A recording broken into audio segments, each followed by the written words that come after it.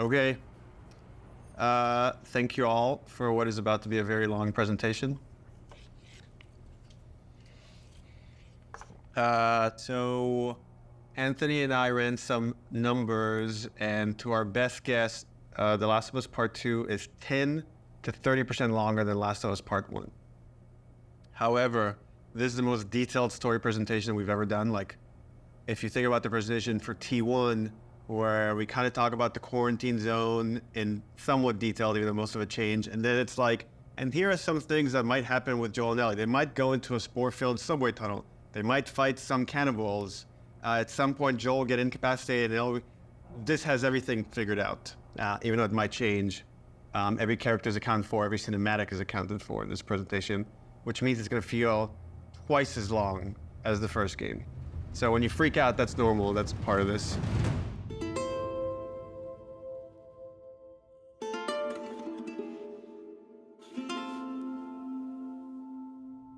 Oh, this is about an hour and a half to 2 hours, so hopefully you got your pee break. Okay, so we open on 15-year-old Ellie. This is a few weeks after the events of the first game.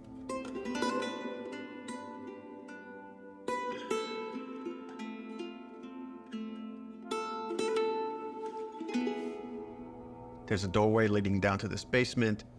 And Ellie sees Tommy, and he's just finished climbing out of this basement, and he's hurt bad, and he's rambling about something, needing to go after these people. Ellie's trying to ask him, what happened? Where's Joel? And he doesn't make any sense to her, and she starts to go downstairs. Tommy grabs her hand and tries to stop her, but he's too weak. She rips her arm away, and she heads down. And with each step, her heart races faster and faster as she sees this trail of blood.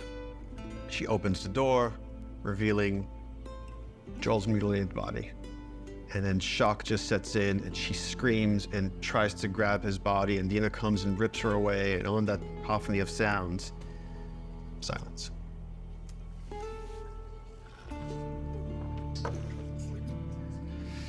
Oh, we're just getting started.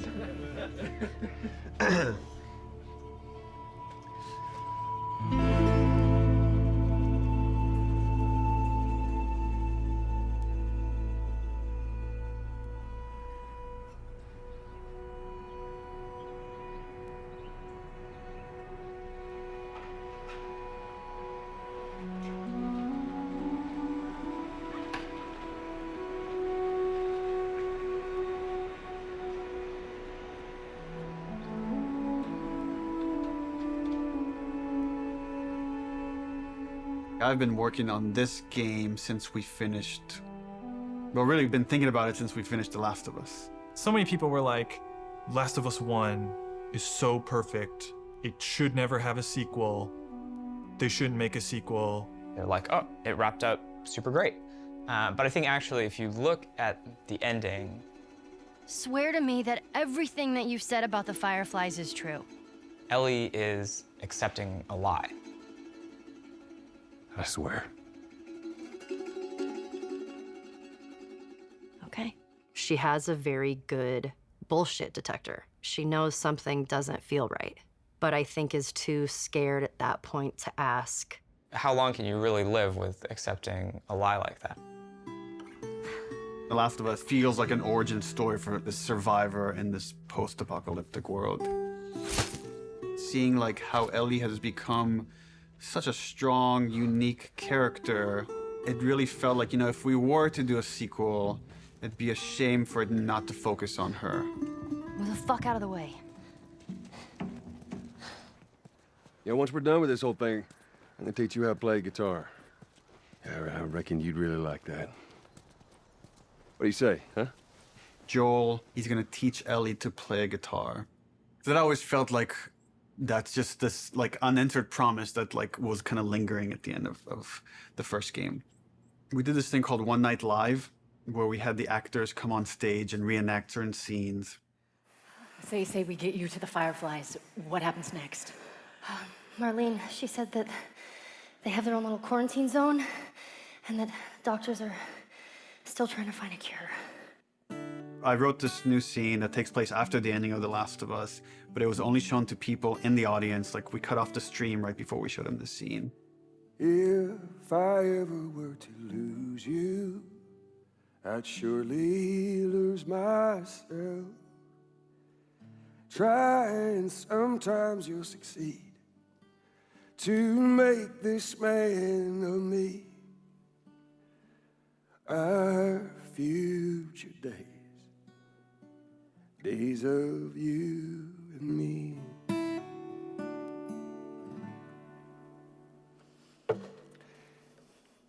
She's yours. No, I don't know the first thing about this. Hey, I promised you I'd teach you how to play. That scene ends with Ellie holding the guitar and playing one note. And that image was so strong in my mind that I'm sure that kind of trickled into this idea of this trailer. So I started working on some concept art, kept fleshing out the story. And as it felt like it was kind of gaining momentum, Uncharted 4 needed all hands on deck. Naughty Dog had always made one game, and as soon as it finishes one game, it works on another. When I started on Uncharted 3, we were starting to experiment then with trying to do 2 teams. After we finished Uncharted 3, I jumped onto Uncharted 4. At some point in time, Uncharted 4 was coming down to the wire, and it's just, we had to shift resources, and pretty much everyone just ended up on Uncharted, trying to finish it up. So I said, okay, before I come on like in full force on Uncharted 4, I just want to capture this trailer. I walk and I fear no evil, because I'm blind to it all. Said I walk beside the still waters and they restore my soul, but I can't walk on the path of the right, 'cause I'm wrong. During the entire production of Uncharted 4, that's all I could think about. I had a lot of investment in Uncharted 4, but the day we were done with Uncharted 4, I went right back to that trailer to wrap it up. Anything for this shot that's still happening? Not in animation. Of the shadow of death. This one feels kind of strong to me. Drawing a lot of attention. Can we tone that down? Yep. Actually, my biggest fear with this announcement is that it leaks early. More than anything, I have nightmares about this trailer leaking early before we get to PSX.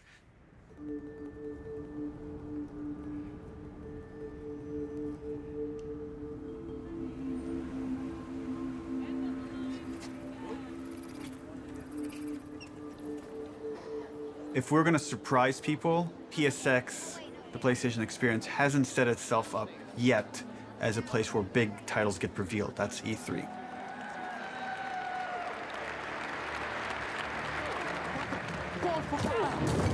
No!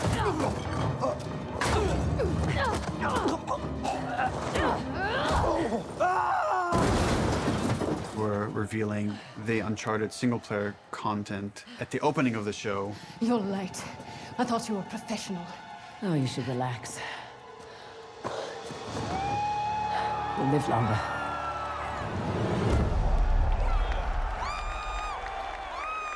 No one's going to expect a second Naughty Dog title to be revealed in the same press conference. Please welcome to the stage, Sean Layden.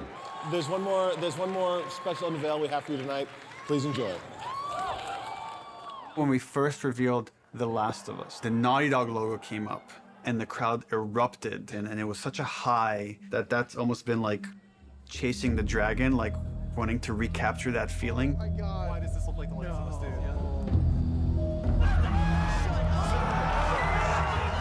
Playing it at this surprising moment, I'm hopeful it will have a similar feel.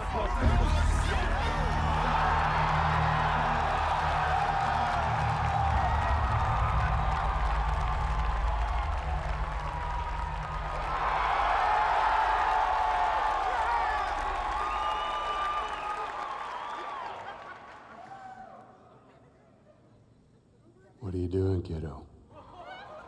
People outside the studio have such an attachment to the first game, and I've definitely seen fears about not wanting to make a sequel because somehow if it's bad, it will tarnish your feeling about the first game. I'm gonna find. And I'm gonna kill.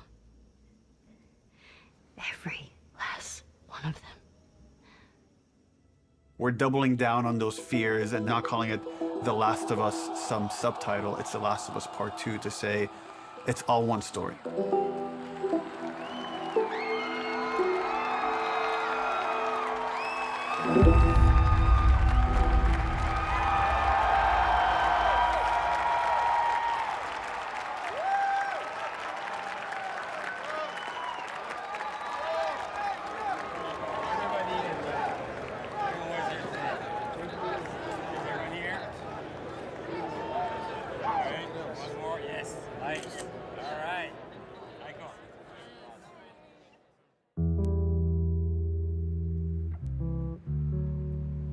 The concept for the sequel had to feel compelling enough, have enough weight that felt like, okay, this is an experience worth creating, worth spending the next 3 years on. I became really intrigued with the idea of the cycle of violence and how like certain events would trigger acts of violence that then would beget more acts of violence. It's almost never satisfying. It never brings the person you love back. And despite you thinking it's going to bring some closure, it doesn't. We just need more empathy. Wouldn't it be awesome if we could create an experience that lets you safely explore those feelings? With that theme, all of a sudden everything fell into place and this outline emerged. The whole catalyst for what starts the second game is Joel killing the doctor.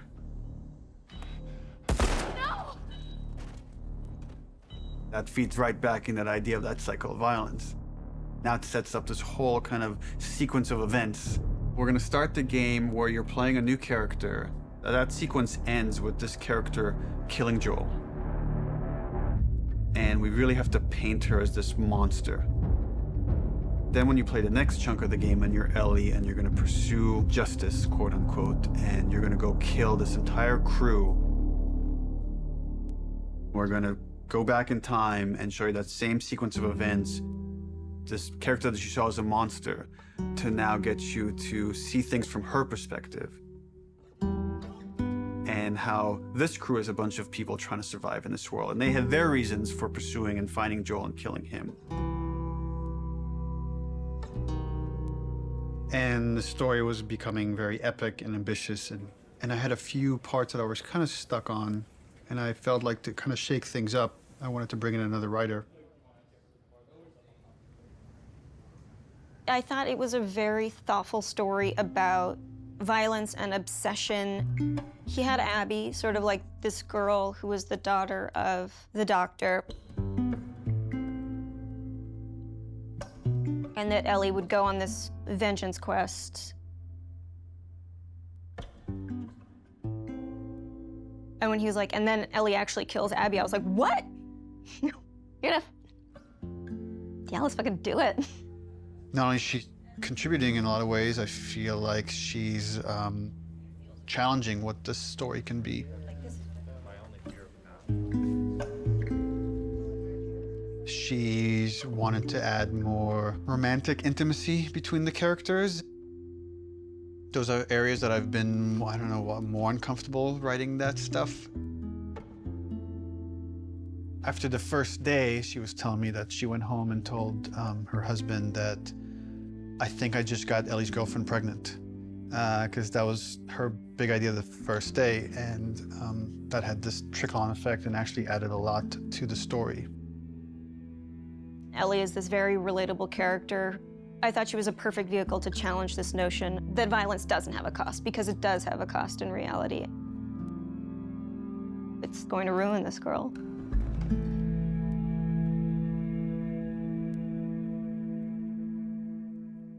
You know, people love Joel and Ellie, and we are about to kill one and make the other one a villain.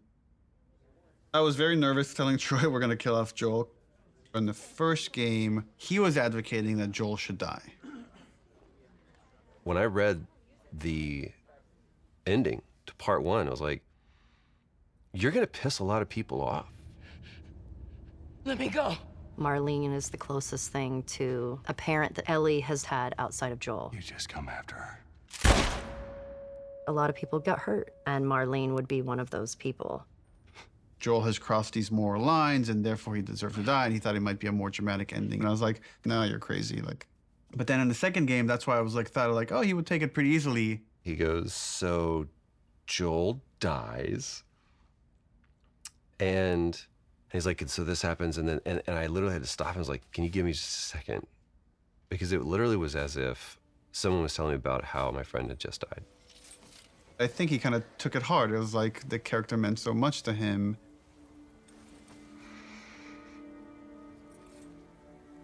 We're gonna kill off this character. His role is gonna be much smaller on this one.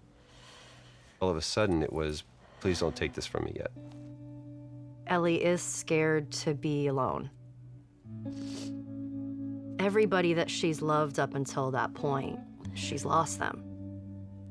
It's hard to imagine the story without Joel dying. Like, you feel that hate, Ellie feels that hate. You're one-to-one, you're on the stick, and that informs the rest of the story. This way, come on!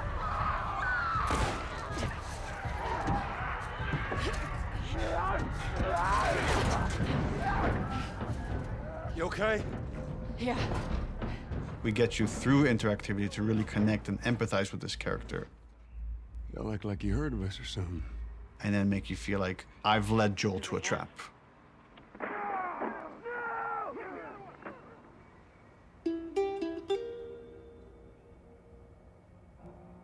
When we started out making Last of Us Part 2, Neil actually wanted to be very ambitious about changing the game almost entirely. In the first, like, 4 or 5 months, the game was actually kind of an open world, inspired by Bloodborne.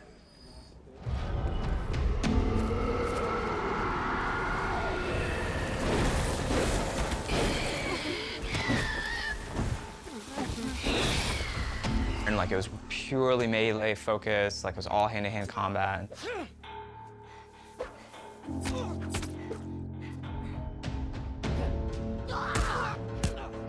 It wasn't just the melee combat, we were also looking at sort of layout structure.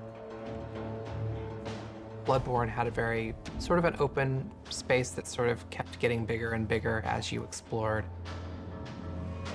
I really like that feeling that you get of mastery over the world. It starts to become kind of almost a character in the game itself. And so that was also something we were looking at. We started out making it as different as humanly possible from the first game as we could, and then kind of dialing it back. The open world thing didn't work with the story that we were trying to tell and stuff. So in pre-production, we spent a lot of time just doing setups. I've got your back. Self-contained sort of units that tried to expound on a single sort of idea. Trying to start out with sort of simple shapes and building up to more complex shapes. And starting out with 1 or 2 mechanics and building up to those mechanics. Hey! Even our experiments, we try to add like as much context as we can. Like we establish a goal that you're gonna be going for. We establish beats so that there's like an emotional journey, the stakes are raised. Figuring out some traversal stuff, a lot of climbing and balance beams and seeing how far we can sort of push in that direction without it getting over the top like Uncharted. More sort of verticality, more use of grass and stealth. My name is Arnaldo Licea. And what do you do here? I do design. And how long have you been doing that? A day.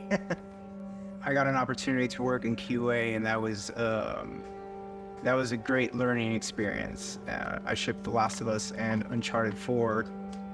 The thing I'm proudest of is the people who came in to a quality assurance job as a contractor, which is entry-level work, and used that job to get to where they ultimately wanted to be. When I interviewed for the QA position, I specifically said that my goal was to be a designer.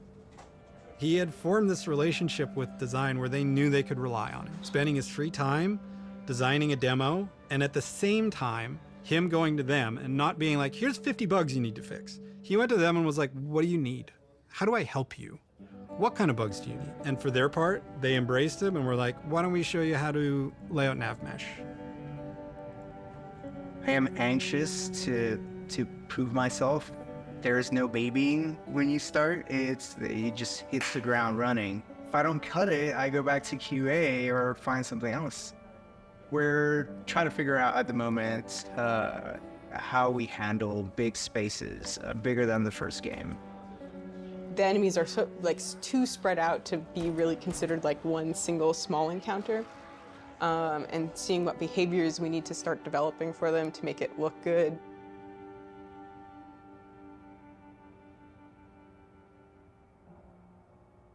The opening of Seattle, that whole section was pretty slow and quite linear in the level design. Let's assume that there's guys in this building, someone's starting to shoot at me from the second floor. So, okay, if I'm on the horse and I'm getting shot at, I can't take cover with the horse, so probably first thing I'm gonna do is jump off. And that's slow and clumsy, and maybe we can make that faster. It's like, but once I jump off, I'm gonna wanna take cover behind something. It's like, okay, I'm taking cover. Now what the fuck do I do with this horse? I assume the enemies are gonna shoot at it. If they don't, that's kind of weird. Does Dina ride off with the horse to help it stay safe? Well, that sucks, because I'm trying to build a relationship with Dina, and if my partner leaves me, that makes me like her less. I'm like, okay, so Dina has to get off the horse and take cover with me and help me engage with the enemies. Okay, but the horse is still there, so what happens with this horse? Does it ride off on its own in order to protect itself and then come back after? Oh, that feels too intelligent for a horse. That seems a little funny. As soon as there's range combat, the horse kind of makes it fall apart. What if we did this whole sequence on foot? How do I approach this building? Imagine this is more dense with cars and ferns and interesting ways for me to close this distance. Maybe when I get close enough, two militia guys come out. I have this little firefight with this front before I could rush forward and go into this building, climb up, and take out the sharpshooter that was harassing me. Really simple, small fight. Now there's tension. Guys can come from anywhere, like from this rooftop, from these windows. And that really inspired us to take some pretty drastic changes as far as the flow, inserting more combat, opening up the layout to give the player more options as far as how they explore the city. You can imagine this as being kind of the hub with it poking into streets, and I could go into the streets and explore and find those locations, what we're kind of calling dungeons. So that's the plan. Some of these changes are big, but it got us excited. This feels like a true evolution of T1 as far as going more systemic and giving you options. If there's concern, it's about scale, it's about scope, it's about can we actually build this thing? The scope is always bigger than the last game. It always has been. It always will be, probably. But this scope on this game is something pretty extraordinary. Everyone seems to agree that the thing we're building is going to be cool. Once it's done, it's just that it's such a big game. Our games have become more and more ambitious, and the studio has gotten a lot bigger. When I started here, we were 40 people. Now we're over 300. You can't handle that many people with a flat hierarchy. As we grew, we've had to introduce new titles just to control management, control communication, make sure things don't fall through the cracks. We have no producers at Naughty Dog. There's so many talented people here that you can rely on and lean on. It makes the game better. And that's really kind of the secret sauce of Naughty Dog, is how collaborative it is. You find the right people who really want to do the best they can possibly do, and then you kind of give them the resources to try. you're getting what you asked for as a creative person, right? You're kind of getting the freedom to go as far as you can go, but sometimes I think we need to be safe from ourselves a little bit. With The Last of Us 2, there's a real sense of opportunity. This is going to be a much cleaner production than we've done in the past. We're going to get it right this time. This is the first project that has had the proper pre-production period where we have locked down, for the most part, the story beginning, middle, and end before we started production. That hasn't happened. I don't know if that has ever happened, now that I think about it. It's a very, very messy process, which is, again, why it's a lot of times really difficult to schedule. I think right now we are planning on springtime of 2018. So when springtime 2018 comes around, The Last of Us 2 isn't in stores, you can look back at this and say, well, I guess their plan wasn't exactly set in stone.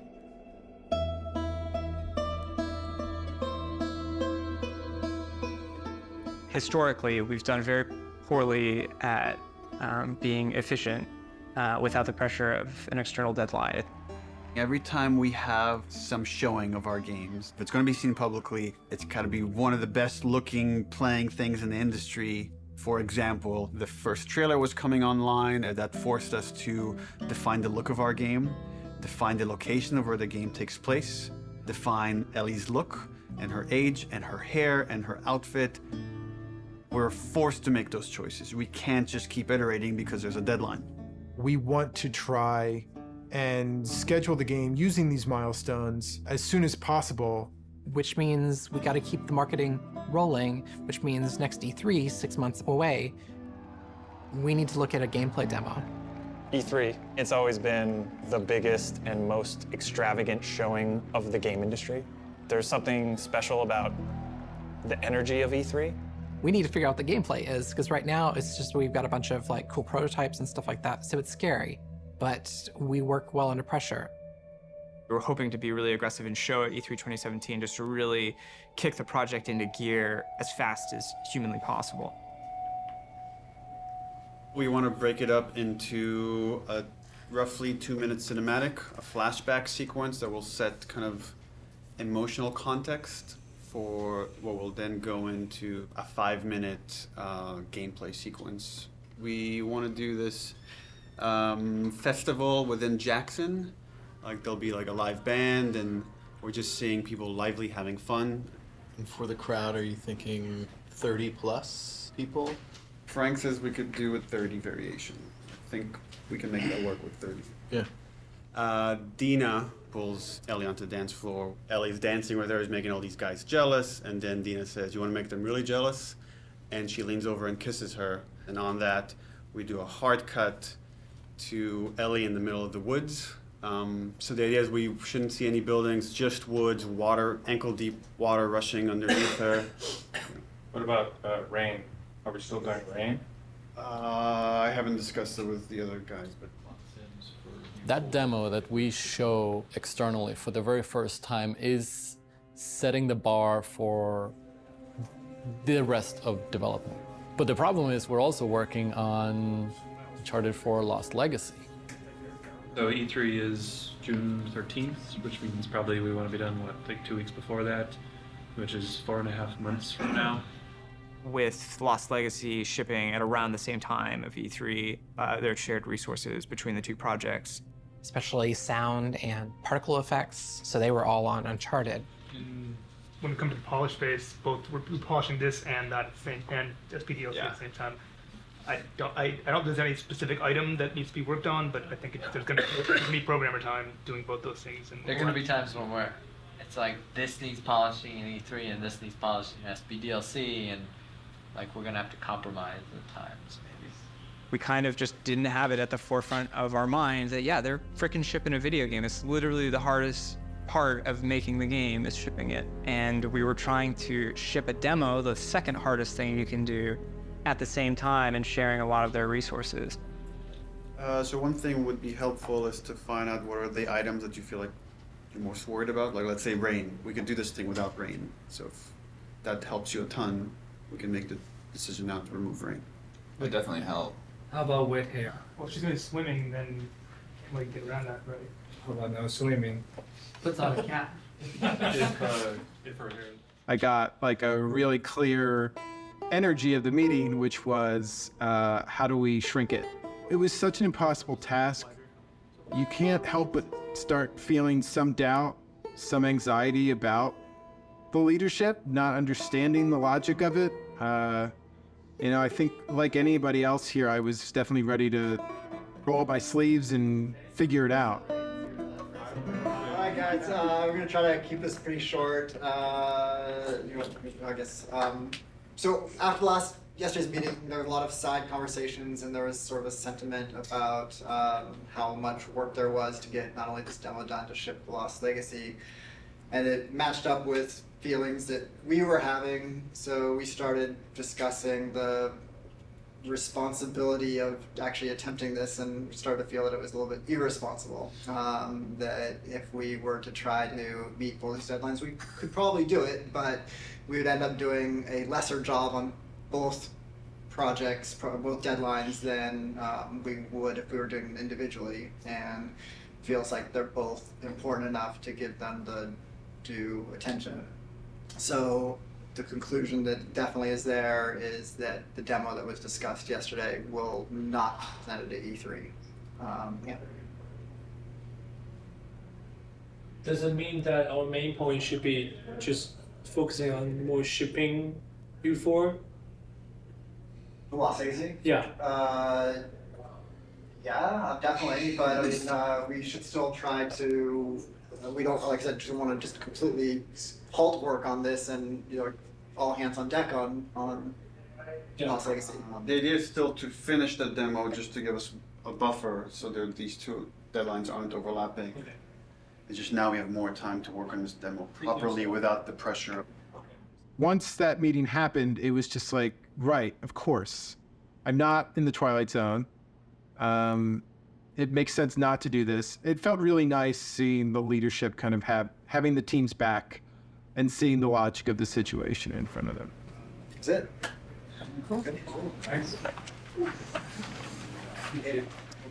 Okay, so are you pissed off? Am I pissed off? No. What am I? I guess in one sense it's relieved, because there was concern of whether we could hit the quality that we know we need to hit for both Lost Legacies and for what was going to be our E3 demo. And then on the other hand, it's kind of disappointed because I was excited to get this demo done and get it out there and get the reaction, but now it's going to have to happen at some other point. What we've decided to do is deliver the demo at around the same time, but that's going to be purely internal, and the demo won't be 100% shippable. Gameplay and design and animation are going to be locked in June. Then we back off, we finish Lost Legacy, and then resources free up to finish the particle effects, the lighting, and the sound. And then we ship just the glossiest, best-looking demo you've ever seen. We burn that to a disc at the beginning of January, and then we don't touch it again, and nobody sees it until E3. It's going to be really interesting to see if we can really, really commit to being done, 5 months, 6 months in advance of E3, and not be tempted to say it could be a little better, let's go back. People are just chatting. I'm writing stuff. And we really just need to have the discipline not to do that.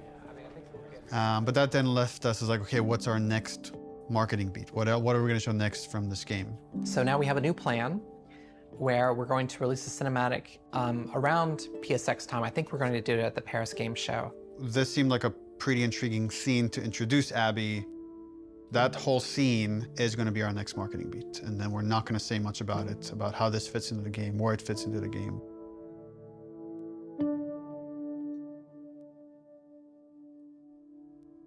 Abby evolved over time. And if you look at the concept art, the character looked very different than where we've ended up.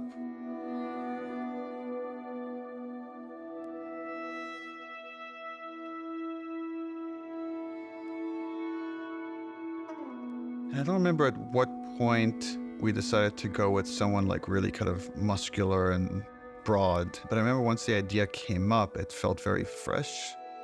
Once we sort of nailed down the body of Abby, we played around with different ideas of how we wanted to accentuate her arms or not. And there's something interesting in Abby feeling a lot like Joel.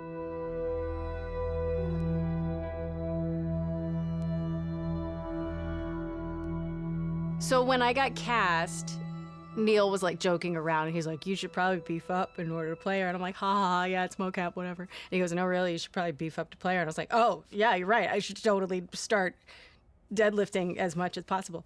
So I did, and I was training like crazy, and then I got pregnant. What are you gonna do?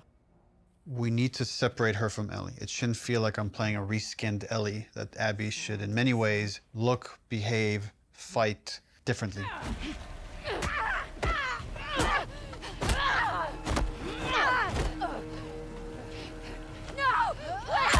So in gameplay, we've discussed, well, she needs to have different upgrade trees. It means we have to make the investment of capturing a whole different moveset for Abby. We can't just remap Ellie's animation onto Abby. Holy fuck. Abby has a fear of height, and there's stuff we're doing with the camera to make you feel vertigo. And that helps build empathy. It makes this character real. We let you both live, and you wasted it. She's aesthetically a very intriguing and iconic and powerful character. Abby, who are these kids? They saved my life. Can you take a look at her? Once she's killed Joel, what is Abby's motivation? What is she trying to achieve? Her redemption is really taking care of Yara and Lev, these two kids that are from a warring faction. You know, she has been taught to hate them. There is an inherent xenophobic reaction to them. It's about saying, can you come to love your enemy? Scars built all this? Seraphites. Yeah, I was gonna say that. These are kids that grew up in a very different context as Ellie, and, you know, how they live their lives and experience the world is totally different. Got you a present. I'm getting really attached to Lev. He's been able to keep his head up despite losing so much himself in a world that is so harsh. We're taking too long. Can't move any faster. I won't do your sister any good if we're both dead. I really like his dynamic with Abby. Her having this, like, fucking brassy little sidekick who calls her on her shit in a way that nobody else can. What's going on between you and your friend Owen? Oh my God, Lev, now? It seemed really awkward. Just go! Who understands the sort of sense of being orphaned in the way that a lot of people can't. How long have you two been on the run for? 2 days. What the hell did you do? I shaved my head. They want to kill a little boy because he shaved his head. I am not trans, so it's a very delicate thing to tell a story of an experience that I've not had. And that's something that we want to take seriously.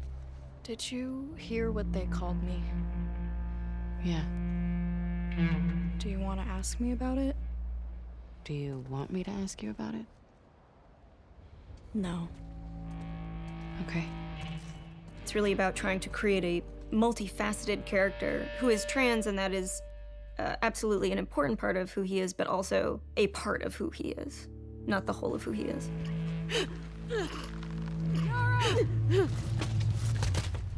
As far as the Paris cutscene, I'm pretty stressed out. We have 13 days, less than 2 weeks to finish this thing, and there are still some big ticket items.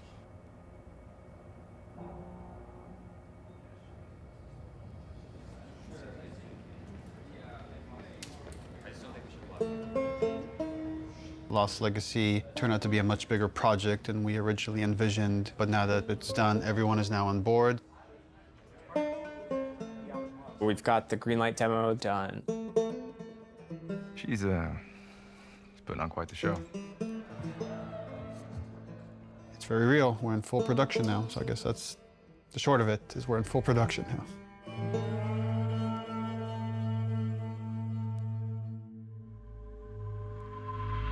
Hey everybody, PlayStation's live at Paris Games Week 2017. We've got a huge show for you starting now.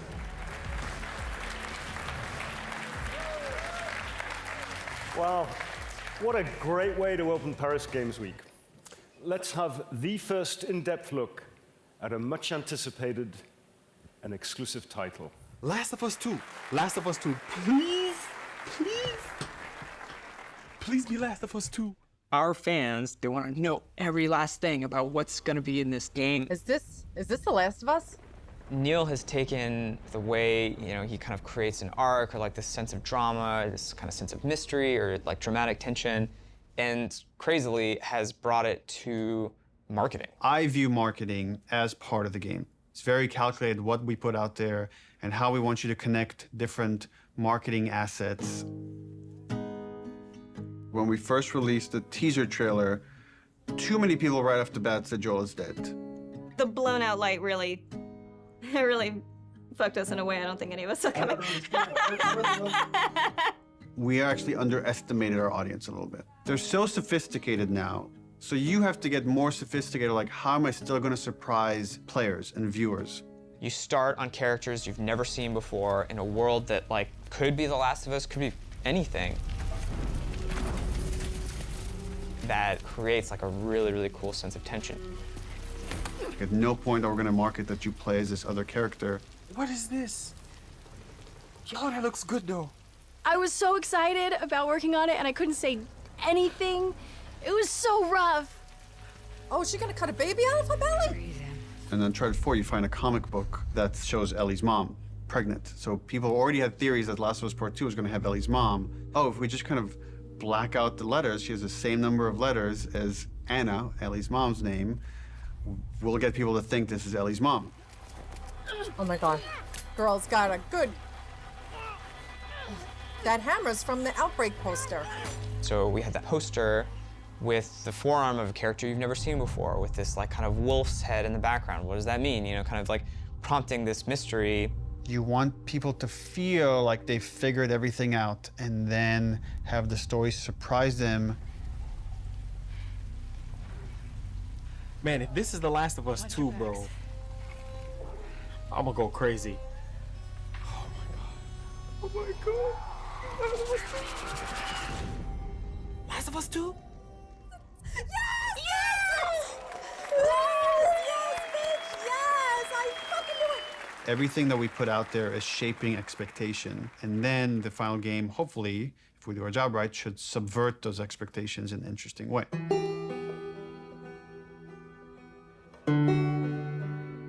We knew we were pushing boundaries with that cinematic. We are making a violent game. We're not going to shy away from how violent it is. It is part of what we're trying to say. And I thought it was a great discussion initially about what is the appropriate level of violence. When is something so violent that it just turns you off where you just don't want to experience it at all? I liked that they were wrestling with those things. I didn't like some of the insinuations about the trailer being misogynistic towards the female characters. I don't think this story ever glorifies violence against women. There's no bias towards women or men. It just so happens that the two protagonists of this story are female, and therefore that's what you're going to see the most of. There has to be fail states in video games, which means a character has to be capable of being hurt. So does that mean that there can be no female protagonists in video games? Because that feels super sexist to me. And frankly, like, women are the victims of violence, and don't we want to see women fucking fight back once in a while?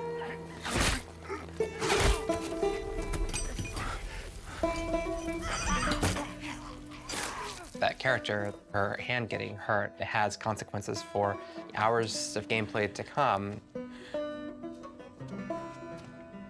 One article even like asked the question, were any women involved in the making of this?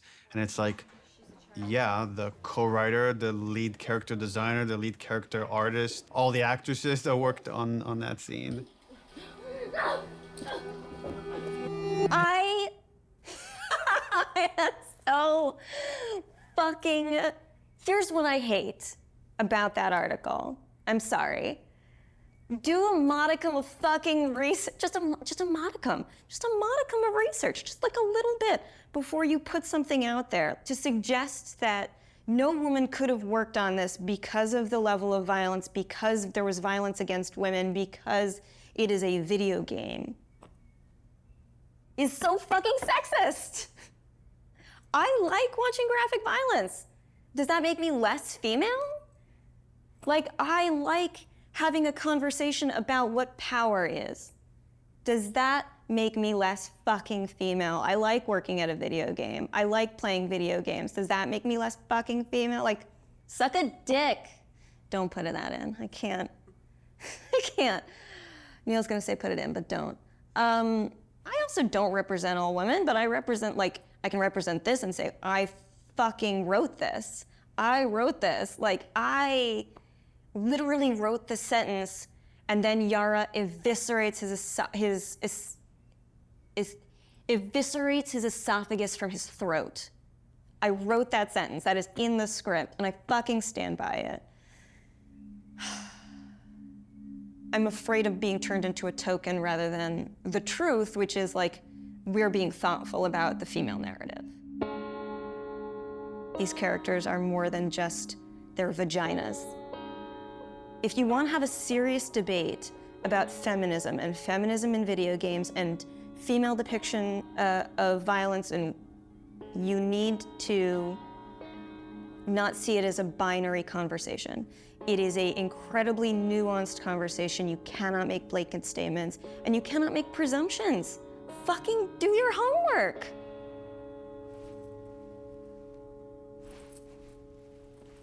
I'm right here.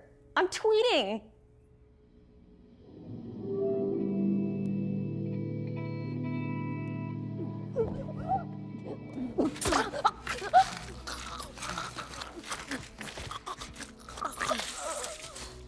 The tone of the violence in the game has always been important to portray as realistically as possible. Our job outside of just drawing up concepts is really pushing our reference pipeline to make sure that the character artists are getting the most realistic examples of whatever they're working on. We can't find certain things, so we make the reference ourselves. Simulating rain on wall. 1, 2, 3. How does that drip fall down? What does canvas look like when it's soaked in blood? Splashing blood on them, dripping blood on them. Nice. We put down some wet mud, pooled blood onto it to see how blood would react to a wet dirt surface. So there's like little pieces of grass and like twigs and things that carry through, like there's actually movement following the edge. One of the animators got a piece of lamb and we stuck it in Yara's shirt sleeve and hit it with a hammer. Here we go.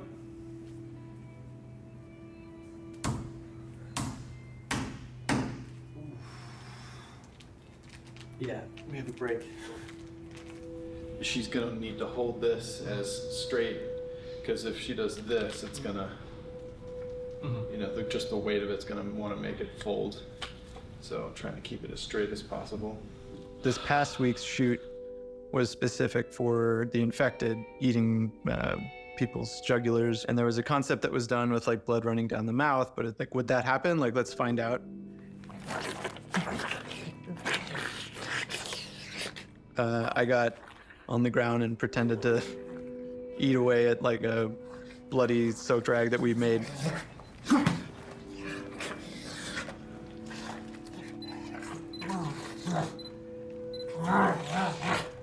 It produced some pretty surprising results because like most of my face got covered in blood. Look up a little, John, but yeah. Teeth?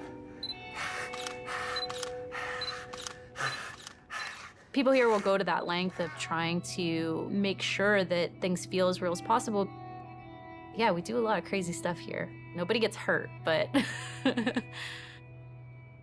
it's really hard to see these characters that you spend so much time with and, for lack of a better word, kind of like, you know, birthing into existence, tortured and abused.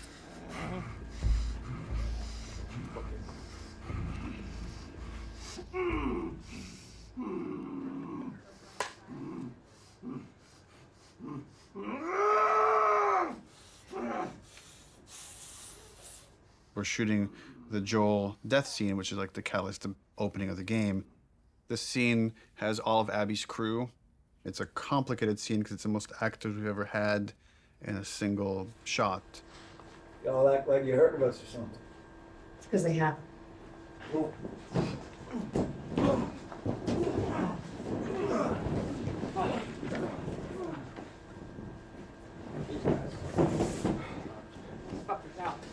Or Joel doesn't die. Just me out. That now? Now that you got that? Well, that's sorry, yeah. The minor line So change. then what happens is Yeah, all of us become friends. Knowing what was going to happen and knowing how it was going to happen, I got very fearful. There's so much weight to this scene. This scene has to be right. It's really difficult to reshoot it if we need to. Within the first game, having to call Troy and Hannah back to reshoot Sarah's death was very, very, very difficult for me. The last time I tried to do a big emotional scene, Don't do this, please don't do this, don't do this, don't do this, don't do this, please, God, no. Oh, God, no. that didn't go too well, and we had to reshoot it. Don't do this to me, baby. Don't do this to me, baby. Come on.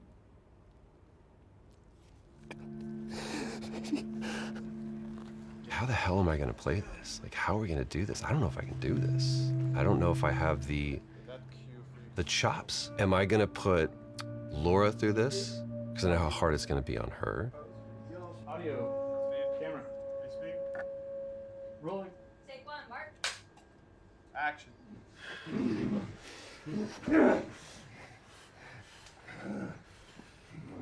Joel Miller.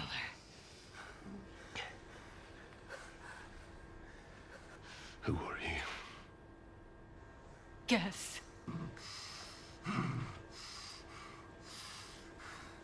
Why don't you just get out whatever speech you rehearsed? Get this over with.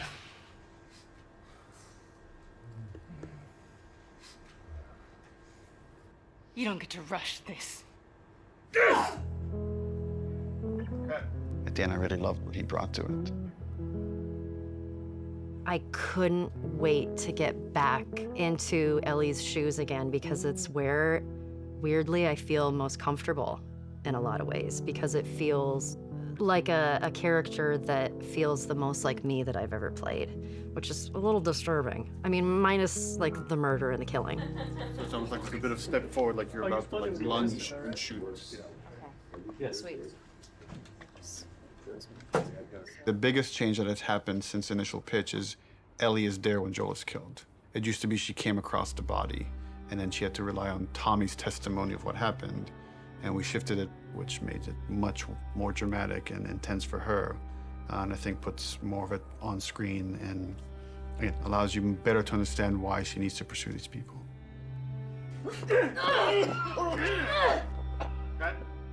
The hardest part for me was looking over at Ashley. No! No! Knowing that Troy was gonna not be a part of it as much was really hard. And knowing that Joel was not gonna be in Ellie's life anymore, it was hard. So much of that day kind of feels like a blur because there were so many feelings involved in it. What I had to do, I felt was very, very little. There's one reaction, and beyond that, we're on Ashley. There was no acting. There was pure, raw emotion. I'm staring in the face of that. Joel!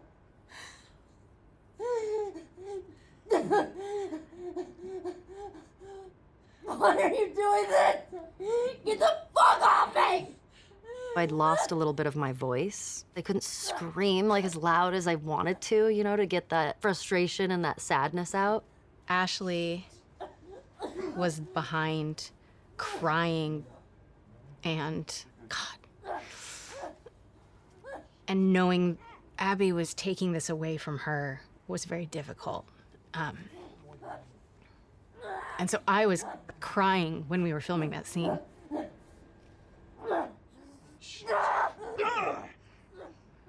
Yes, it was very emotional. You want what I want, right? End it. Now. Wait, please stop! No! No! Joel! Joel! No! No!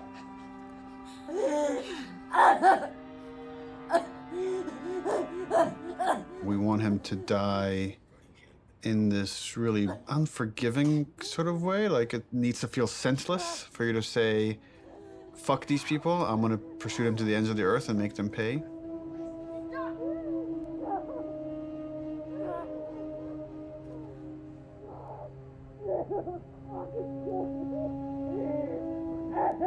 If the scene doesn't work with what we captured on the stage, almost nothing we do in post is gonna make it work. Joe will take a pass at the scene, and I'll give kind of high-level notes. But he's doing it without animated cameras, without character models, without environment. And so it's a bit of a guessing game to see if this will work. So I like the concept. I felt like there was a lot of repetition and it felt long.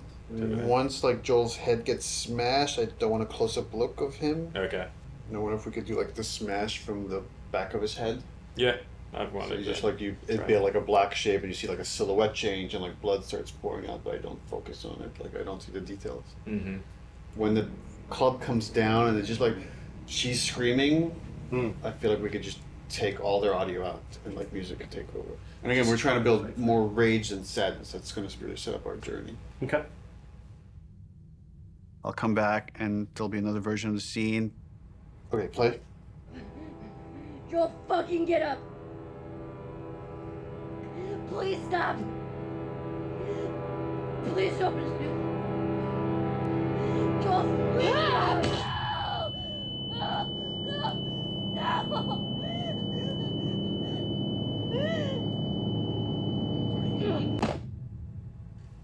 Overall, it's fucking awesome. Like I got emotional just the part where before he gets killed. It feels so fucking tense. There certainly is still a ton to do.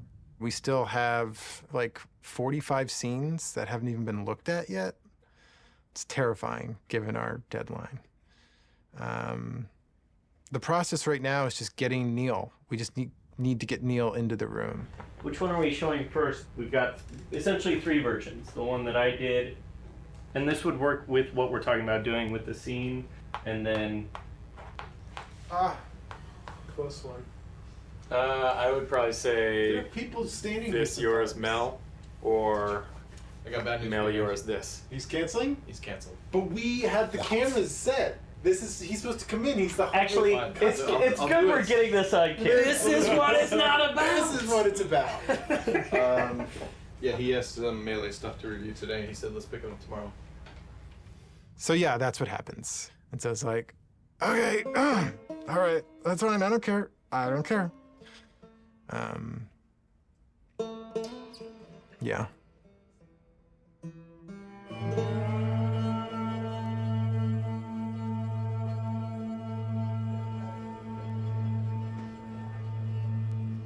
I get called up to Neil's office one day.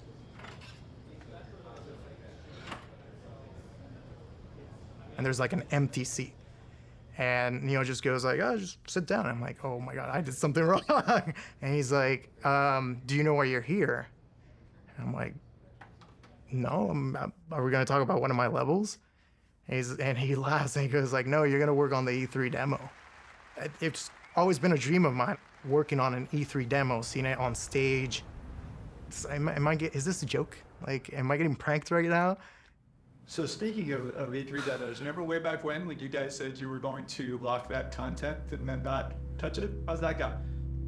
Well, and then we ship just the glossiest, best-looking demo you've ever seen. We burn that to a disc at the beginning of January, and then we don't touch it again, and nobody sees it until E3. Well, I think we knew at the time that we weren't going to not touch it. It's going to be really interesting to see if we can really, really commit to being done and not be tempted to say like, it could be a little better, let's go back. Because the game's been making progress for the 10 months or something since we locked that demo down. A lot of advances have been made, a lot of new ideas, new mechanics, and we really just need to have the discipline not to do that. Honestly, it feels like we are addicted to being late. Okay, we're starting. I don't know exactly what we're gonna do today other than come up with a really long list. We're trying to limit it to an hour, so we'll be done at 4 no matter where we're at. Looking at the cinematics first. Because we did it so early and had a rough version of it a year in advance, we got a bit complacent.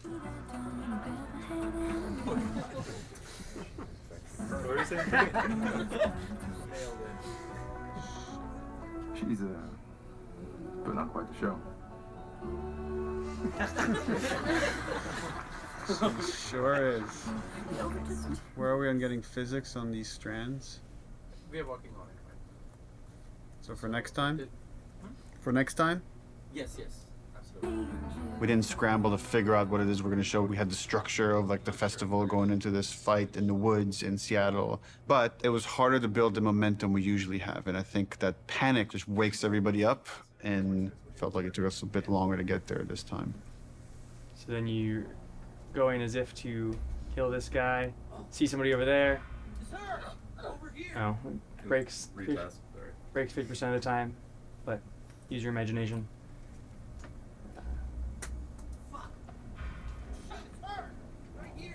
Yeah, going a bit slower, give him some time. Okay. The animation is breaking the melee system. Okay. So, like when he starts, yeah. So I'm confident in the demo if we finish it. I'll be frank, it's not looking great. All right, this is totally broken. For next week, let's make sure it's all there so we could actually review it. Yep. Okay, thanks everyone. I feel like this demo is cursed.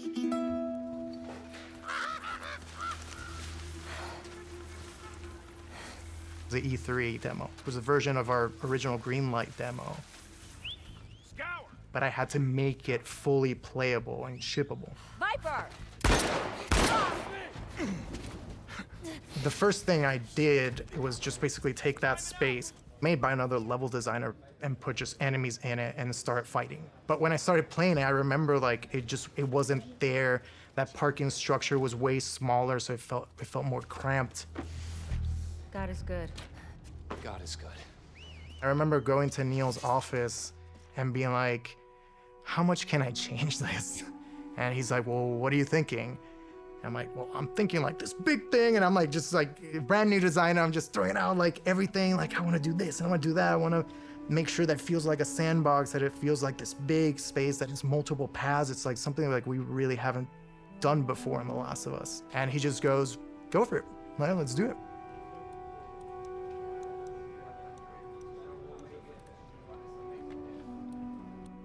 We picked a location in Seattle that essentially is probably the hardest lighting scenario we would have to pull off in the game. I wanted to get the overcast look nailed because so much of the game's dependent on that. How do we pull off this look? Can we pull off this look? Everything felt a little muted, and we were losing kind of that next-gen quality of our engine. Like for a second, we actually turned the sun on in the demo. But we lost the mood of that overcast kind of blue look. That moment was really rough for me. Just felt like years of my life that potentially would have just been like wasted on this pipe dream of a look. Well, we were struggling, like last summer, it was like a fine balancing act. Is this whole thing just gonna crumble? Like, is the whole direction like now gonna have to change for the game, not just this demo? Have I steered this company wrong? Took some really big iterations and tried some crazy ideas, and we came up with kind of a hack. We talked with the programmers and found a few settings that actually gave us exactly what we wanted. It was really like one thing. We faked the sunlight within this kind of ambient look so we could get some directionality of the lighting. That it was like, oh, if we do this one thing, it actually got us the look we wanted. So like, I'm glad that happened. For this game, there was a major push to make a new volumetric fog system. It's not just like a kind of an overlay on top of the screen. That's why it's called volumetric. You feel the volume of it. It's gonna be a little bit thicker near the ground, right? Because there, you know, and you will see grass kind of getting through it. Fog also allows you to see the light. Fog adds atmosphere. Atmosphere brings everything together. Now with this game, we did add recently some new tech that allows us to make some of the water drips more dynamic, meaning that if you have a car, you will see a water, follow the glass, follow the hood, and then from the bumper, you're gonna start seeing dynamic droplets. So that was really cool. And then we can now actually also use this technology to drive blood. Now we can have blood dripping and we have water dripping. The water trail can pick up where is it bloody. And if it's bloody, it can change its own color and start dripping more red. And on top of it, we also clear out the blood. So what you will see is you will see bloody area, you will see water trails going down, and you will see the water trails washing out the blood and picking up the redness and going down. Really, really cool. In the E3 demo, we do want to show our next-gen animation system.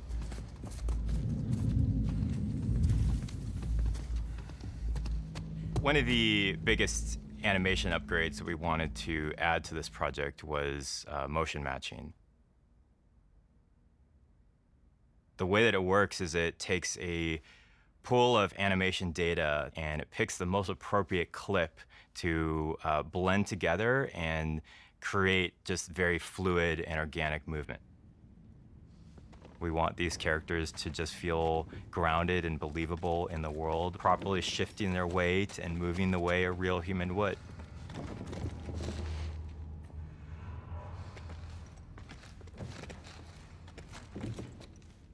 In order to capture all of those on the stage, we use something called a dance card, a choreographed set of patterns that the actor can move on the floor. Basically, that's creating this like bank of little pieces of animation. The motion matching system just pulls from that bank all the animation that's necessary to have them move perfectly in any arbitrary way. When it works, it's like so far and away better than any other animation technique. It's like a quantum leap of the highest order in terms of quality.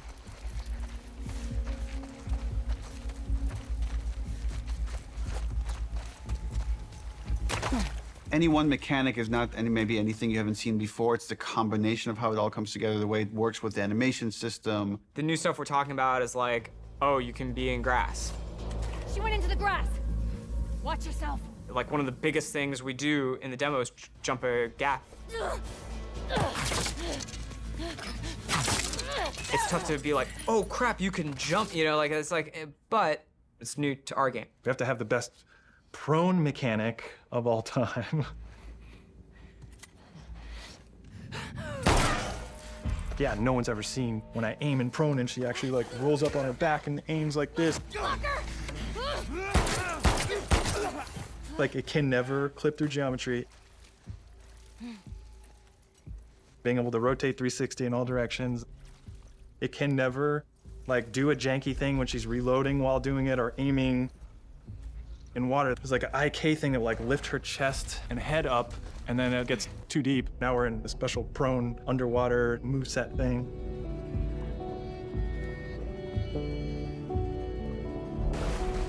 Her chest and arms and everything are kind of matching ground plane.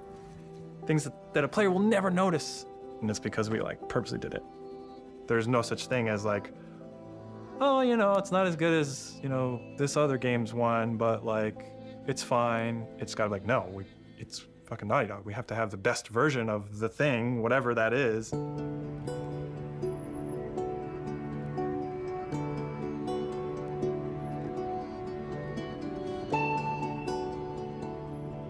E3 overall was amazing. The press conference was in a very different venue. They usually have them in like these big auditoriums. And this was kind of like, almost like a pop-up.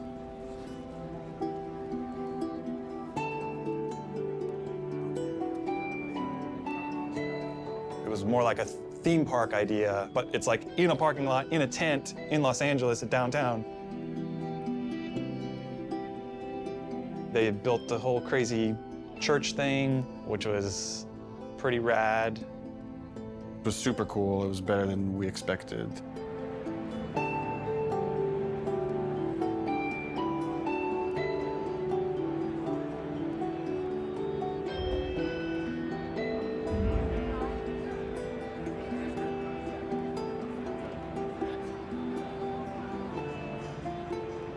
could feel like the tension of people trying to figure out what is this press conference, what's going on, what game are they going to show here.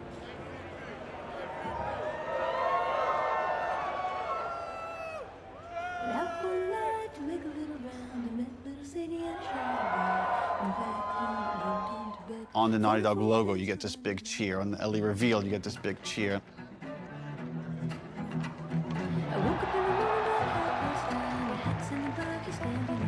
Every moment that we've constructed and planned like meticulously for really a year now hit the way we wanted it to hit. Maybe they're jealous of you. I'm just a girl, not a threat. I think they should be terrified of me.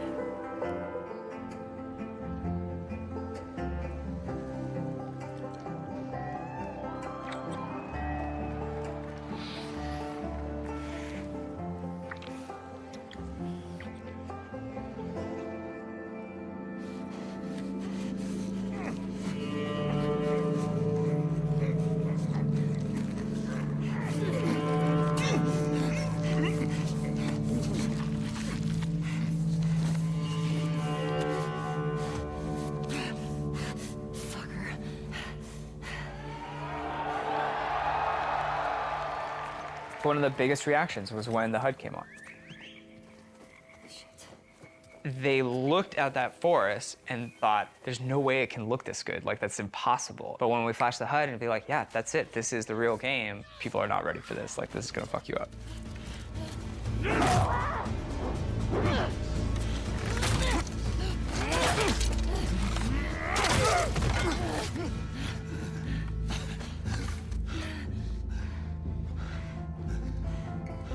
See, I told you. They should be terrified.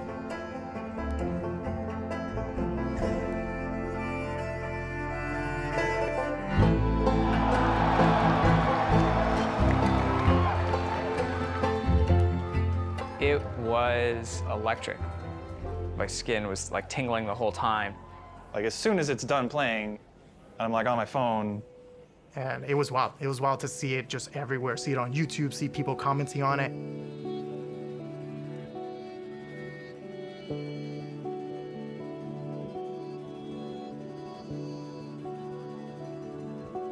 But it was a really special moment. I shipped something like as a level designer. There was such a reaction to the animation fidelity. Holy crap, this is the best looking animation I've ever seen. Are you kidding me? We're on the forums, going through the messages, seeing how much people think it's amazing. Someone's like, sort of cynically, that our stuff was fake. I guess it's kind of a compliment to the animation team for like someone to say it's fake when they're working so hard. And right away I responded, I was like, don't respond, don't do anything. Like, it's just not professional. I was also a little anxious about it because it's a little fake, you know? Fake is an interesting word. There's an argument that he's right. It's not the final polished game. You can't just play this demo in any way. You have to play it in this very specific way. But before we even show the demo, it was like, let's not put anything in there we feel like we can't do. There was no thing of like, we don't know how we're gonna do that. It was just, we literally just don't have it systemic yet. You know, like systemically, a guy pulling you out from underneath a car, we didn't have that hooked up yet.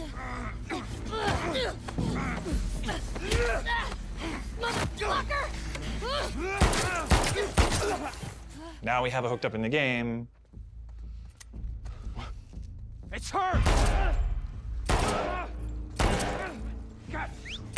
Arthur! All over soon.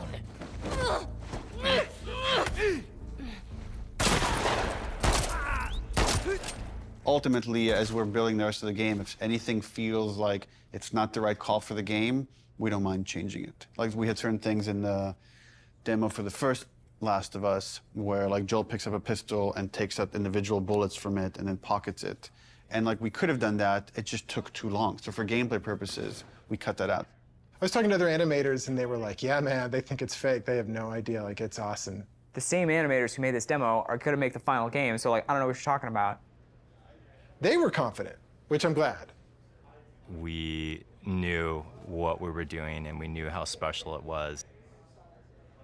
It was a little bit of a microphone drop to the industry, and for many it was inspirational, and they were excited to be able to add some of those details to their games and their future games, and for some of them it absolutely freaked them out to see this might be the new bar that's expected for other games to follow. Part of me is like, oh shit, like, they're fucking calling us out. It's like, we have to deliver this. Like, we always were gonna, but now it's like, people have called us out, so we have to do a full body throw animation when you pick up a bottle and you're running, and not just a partial animation because that guy fucking called us out.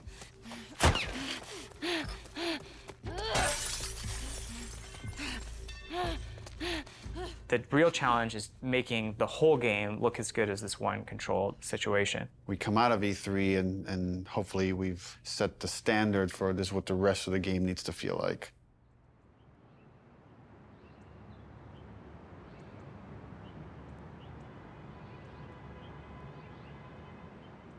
When you already know exactly what you're supposed to do in the game, you've memorized everything, it's hard to have a true experience with it.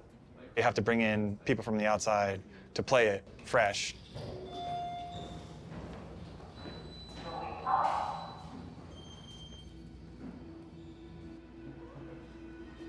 And so we try to start playtesting as early as possible. We've got testers in bright and early. They're going to start playing the game. They're actually just right across the hall over here.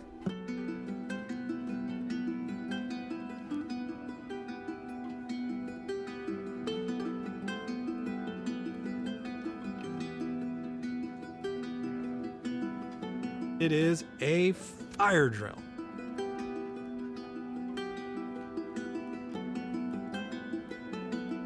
Because things have to work.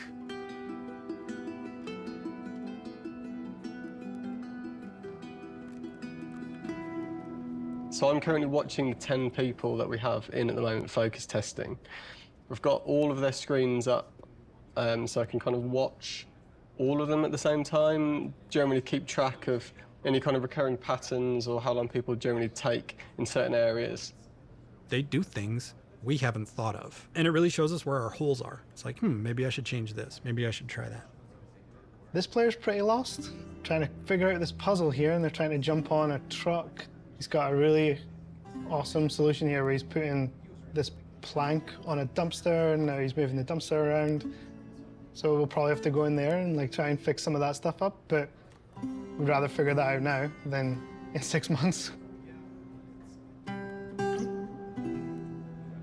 For things like puzzles like this one, although they're figuring out the puzzle, they're actually not doing it in the kind of order that I'd like. What would be better is if they came into the space and realised, okay, that's the thing I need to be like climbing up to or getting to, and then they can kind of work backwards from there and go, well, if I need to get there, how do I get up? Oh, I can get up on this thing. It's quite heartbreaking when you see people who are like really confused or don't get it, and it's something you think like it should be obvious, but it's not at all. But it's good data. We've had a few people on the team that have been really passionate about making our games even more accessible for people with different kinds of disabilities and making sure as many people as possible can experience our game. Accessibility is something that like really touches a lot of people. As we get older, pretty much all of us are going to have probably some sort of accessibility need. It's important to welcome people with disabilities into all of our public spaces, into our shared culture, and that video games are a rich part of that. I love this, that you don't have to have like a 2-button feature to keep her crouched down. This is awesome. I love that. Brandon Cole, he said, I heard you announce this game. What do you think about the possibility of someone like myself being able to play it? And Brandon is blind. I hadn't really thought about that before. I don't even know if that's even possible, but I want to try because that sounds interesting. If If you click on the L3 button, it turns the screen and the character towards your next objective. So you're able to sort of instantly sort of flip. It was very much inspired by the talk you gave last time you were here. I figured. Hopefully That's a beautiful thing.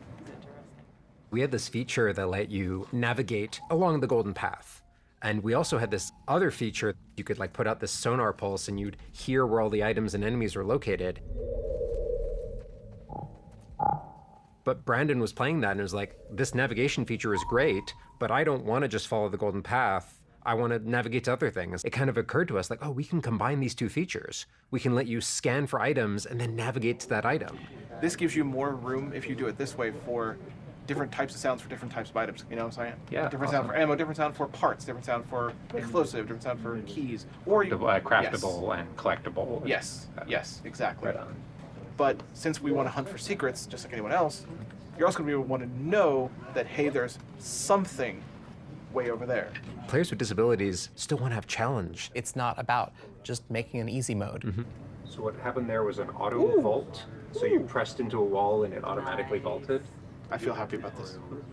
This is an example of actually the good part of the studio culture, which is self-empowered, that I think allowed us to do this crazy thing, this thing that, you know, I couldn't tell you if it makes business sense to some degree, but it was something we were passionate about and interested in. It was a way we saw we could make the game better. It was something we saw we could like push the frontiers of, and we went with it.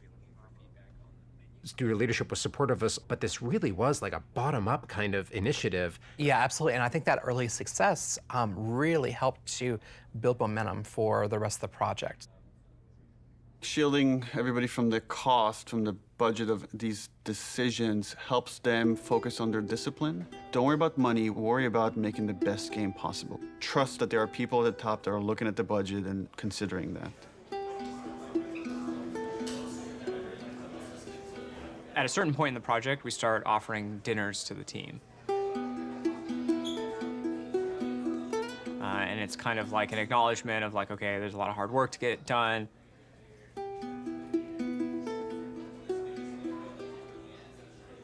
And we know people are probably going to want to be staying late.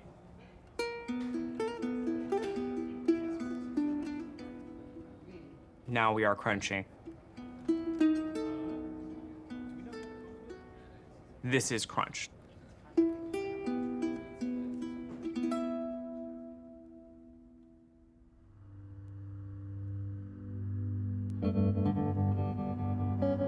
I must have felt it for months that this release date is not realistic with how big the game is.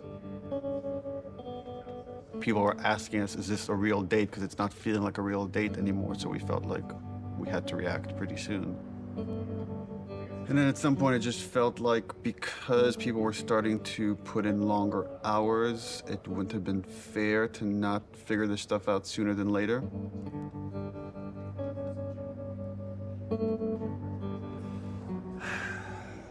We're never gonna finish this game. If you work hard for longer, that could have a toll on you.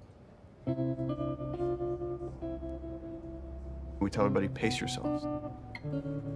It's like, it's a marathon, it's not a sprint. We settled on a February release date. Leave some gas in the tank. Right now, we are dancing a very intricate and dangerous dance. We have something like 6 months left to finish the game. And we are also showing a demo to the press. The longest playable demo we've ever done. 2 separate levels of the game. A level towards the beginning of the game where you play with Dina on patrol outside of Jackson. And then the second part of the demo is in a level that's super duper challenging. Ellie by herself, murder mode. So what we're doing for the press in 9 weeks is really those 2 levels of the game. It's unlikely that we're going to need to touch them again until the game ships. That was really the only kind of demo that we could do at this point that would still help further our production goals as well as give us this like marketing boost that we need. The more we talked about it, the more we convinced ourselves, okay, this would actually be a good time to just put out a trailer. Building these 2 major demos and a trailer next to the rest of the fucking game and it felt impossible early on. It's the thing that's always hard for us to polish. You review these things, and we're looking at all these tiny details. It's like, even that shot of Jackson is like, where should the trees be? How much fog should it be? How much sun should it be? How should the sun hit the clouds? How we get all these civilians, the kids, do they have the proper gear? Are they wearing the right clothes? Is the tractor leaving tracks on the ground? That kind of crazy detail can only come through all these departments coming together and rising this occasion to achieve that kind of level of quality.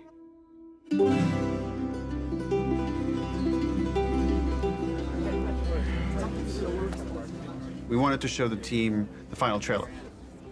Before we show you the trailer, just to say thank you to everyone, where we jumped from doing a 3-hour demo to this trailer where we had almost nothing, and it's like pretty amazing what we can do when we all come together. In fact, it's so amazing you can forget, and I've been here for a long time and I can forget. So to remind you, and maybe reignite some of that panic, we're going to show you 2 trailers. One from exactly a month ago, and one from about an hour ago when we wrapped up the trailer. So enjoy.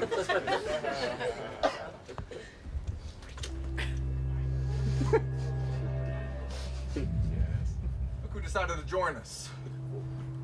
All right, you all know the drill. Tina, where are you?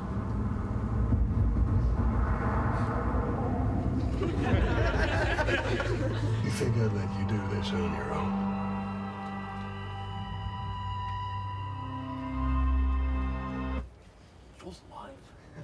It only gets 1 clap. Keep in mind, this is what the whole game's gonna look like. We're gonna make it this awesome.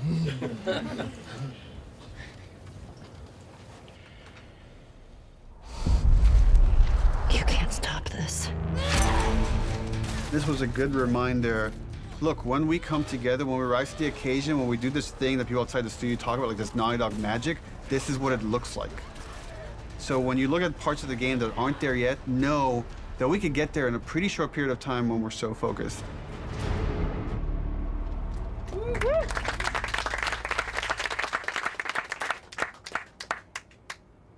The date was the scariest part about that. We got the trailer done. Just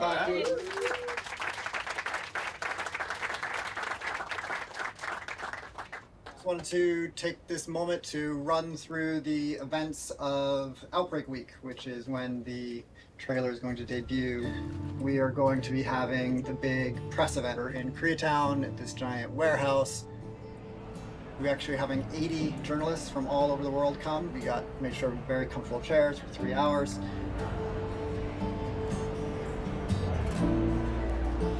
Outbreak Day is the day the outbreak happened in the United States in 2013. In real life, we celebrate September 26th as Last of Us Day. Every September 26th, we've done something for Last of Us fans. When people play these 2 sections, which are very different, I hope and I feel that both of them are equally impressive.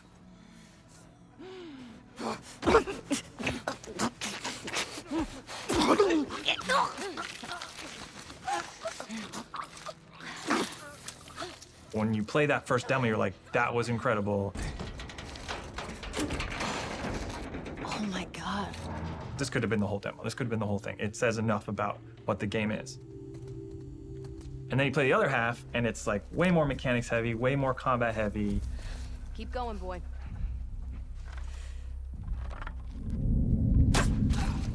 There. In the highest level of how Naughty Dog is perceived as a company, it's that we're story first and mechanics second. A lot of it is, I think, proving to the press and proving to people that, yes, we can do both.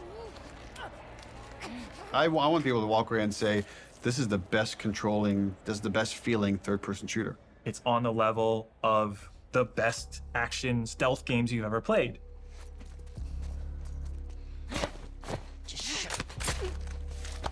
So one of the things that I've always found really exciting about The Last of Us is the kind of fidelity with which we represent human intelligence. One of the ways that really helped make them feel more human and more alive was the way that they use their body language to communicate to each other. Everybody spread out. We may have multiples. We had a number of sessions where the animation team, design team, and programmers all got together and we acted out a number of scenarios. And what that does is it gives us really great reference and touch points that we can always look back to about the way that we naturally behave, the way we naturally respond to each other. And those are the types of details that we want to weave back into the game. Someone took out Zoe! Who the fuck's out there? Sweep the whole goddamn street. Our NPCs are named so that you understand these people have relationships. They want to get revenge on you. It's this little mini loop of the whole premise of the game. Omar! Flanker! I just killed their friend and they want to kill me now.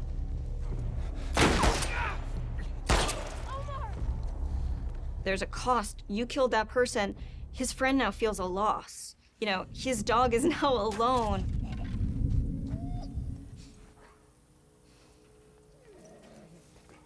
Dogs are really difficult to start off with because they're quadrupeds. They just don't turn around. They kind of like wheel around a little bit. Smell something, girl? The main concern we had is how is it that we can actually get a dog to perform a dance card on the motion capture set? And when we finally brought them on set, it was just incredible what these dogs were capable of doing and what the trainers were able to accomplish in a short time. Jump, jump, jump! Oh, boy, there you go. They move extremely quickly. So they're super hard to shoot. Right in here! Fuck! Get her! They are very low to the ground. You have like these attacks that are designed to go up here, and now you have to kind of do them down there. Killing a dog has gotten people more like upset than anything else in the game, than hanging people, than eviscerating people. We're gonna break new ground in dog murder.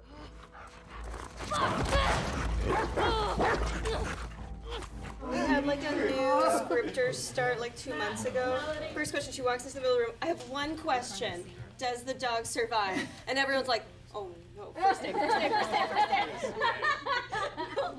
Oh no.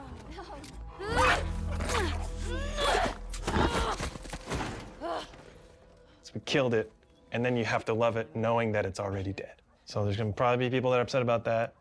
Hey, Al, you want to go to the trucks? Let's go to the trucks. With the notable exception of Alice, we took great pains to ensure that every combat encounter that you fight against a dog, you do not have to kill any of them. It's more palatable to kill people because they're all there because they choose to be there, but all of these dogs were trained to do this exact thing, and so you're killing an innocent creature. The fuck's that? Fuck! Fuck! Got you. That feeling of discomfort, it's exactly what we're trying to explore with The Last of Us. Ironically, making them more realistic makes people feel more okay about killing them. We had like kind of a goofy art prototype. We had like just a very rough dog. We found that goofy dog that had no fur, people felt really bad about killing that dog. Like when you would shoot them, they would fall over dead and like give one last whine as their like dying breath and stuff. So we just really tried to like tone down the pitiability of all the dogs and stuff.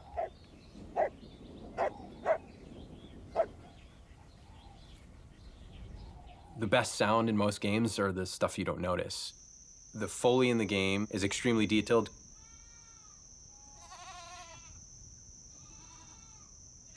Things like Foley are very easy to get wrong and noticed for the wrong reason, very difficult to get right, but when you get it right, no one's gonna pat you on the back for it.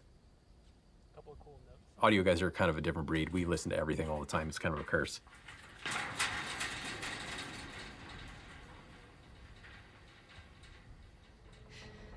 Our ability to use pre-recorded assets from a library that's like commercially available has been diminished almost entirely because we have very specific needs. Do you want more of those?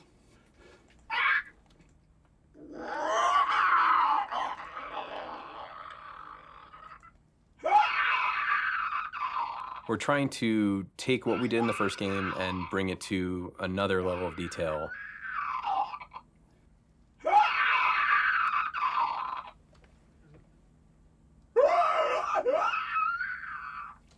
Yeah, play with that a little bit. Like mixing that tonality in is cool. Yeah. The enemies themselves, especially the infected, have had to go through a review process. In the first game, they're pretty coarse. They're basically like on or off. They're either walking around mumbling or they're freaking out trying to get you.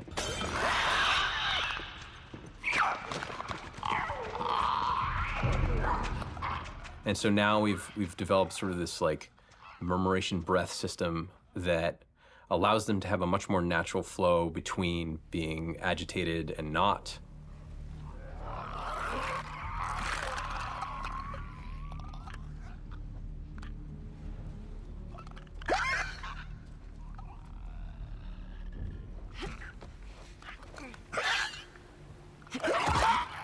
A big part of those recording sessions is working with the voice actors. It's much more collaborative. Yeah, that's cool. I kind of want to see what your more natural voice sounds like. You're basically trying to coach people that they're not zombies. Yeah, now imagine sprinting. Ready, out of breath. No, Oh yeah, cool, dude. Man. Yeah, take your time, man. That's really great. One of the folks that we worked with, the sounds he was able to generate from himself was unlike anything I've ever heard before.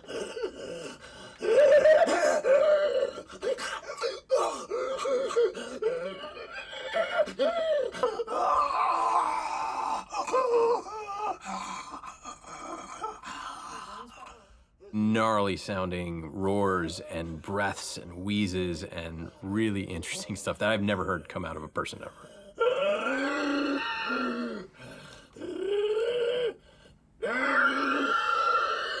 Sound is, we're inherently post-production on a lot of this stuff. We kind of just have to be jamming and we have to be as prepared as possible, and that's what we try to do. A lot of stuff is yet to come for us, which means there's not a lot of time left, which means that it's going to get really intense. It gets really intense for everybody, but for audio in particular, we'll be here late.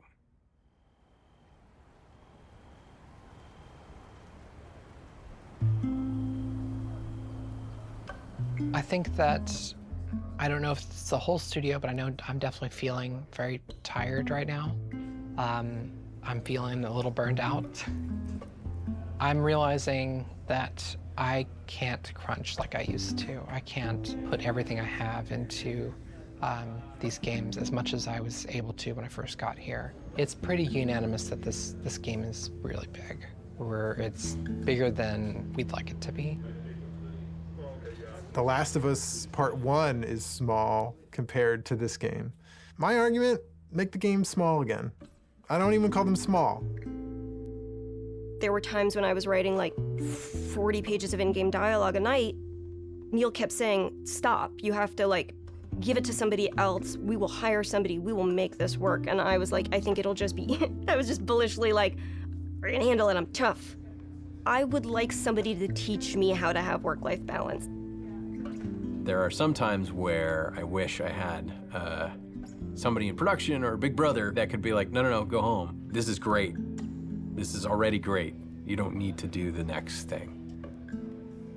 I feel like at any given point, you'll go into the kitchen and you'll find people, what I would say, salaning about the game, like going deep philosophy into what's working, what isn't. People criticizing this or that. This doesn't look good. I don't like this scene. This doesn't work for me. I hate this. You know, like they're going to lunch and like expressing doubt to each other and like, is this gonna come together? Is this the one that like screws Naughty Dog up? Let me just exude whatever confidence I have left. Let me try to bestow this person with it so they can feel inspired and go off and do their work. But then sometimes you're alone in the office and you're like, what if this doesn't come together? What if this is the one that sucks? What if this is the one that sinks Naughty Dog? So then you have to like kind of bury it, compartmentalize it. Who knows what damage it does to your body while you're doing that? Because ultimately, you can't let that fear dictate how you work, and just keep the faith.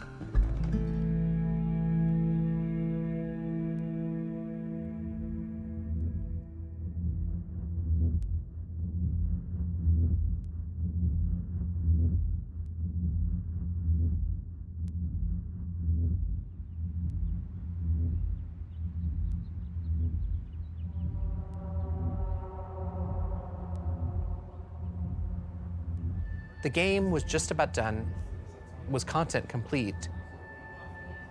We were fixing bugs when there's these like rumblings of this pandemic happening. Like, I remember when this COVID shit hit, and we're like, bro, really? Like, for real pandemic? You know, at first it feels like, oh, this is nothing we need to worry about. And then all of a sudden you do have to worry about it. And like, are people gonna wanna play a game that takes place in a pandemic when there's a real pandemic? We had never worked from home, ever. Naughty Dog was actually strictly against working from home. We did not have the infrastructure set up at the studio to work from home. And it's because we were so intense about security and leaks that all of our data, including our emails and our chats and IMs, it all had to be on a server inside the building.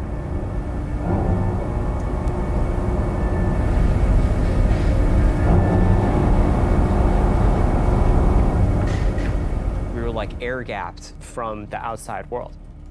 The operations team, the IT team, our engineering team, they all had to coordinate in a very short period of time to get us working from home. We don't even know when the game can come out. Sony was like, we don't know if we can physically ship this product with like the supply chain and stuff. We had to come out and say, the game can come out on this date, and we don't even know when it will come out. It's delayed indefinitely. So a lot of our most hardcore fans are angry with us.